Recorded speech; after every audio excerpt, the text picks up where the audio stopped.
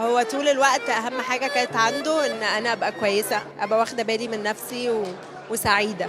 ده اللي أنا باحاول أعمله، يعني برضه مش سهل عليّا خالص إن أنا يعني دلوقتي أو إن أنا أنزل أو كده، بس أنا بجد باحاول يعني عايزاه يبقى شايفني كويسة وواقفة على رجلي وباشتغل، لإن هو اللي كان بيشجعني على الشغل، وهو اللي كان بينقي لي حاجتي، فأنا باعمل اللي هو عايزه يعني.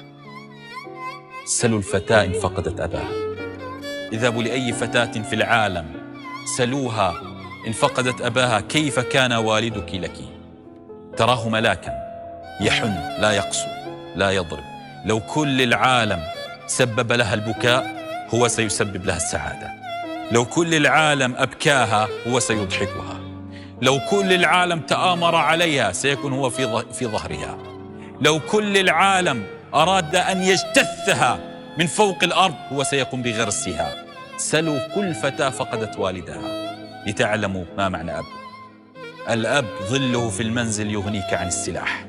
لا الأخ ولا العم ولا الخال، أعظم قوة للفتاة هو أبوها.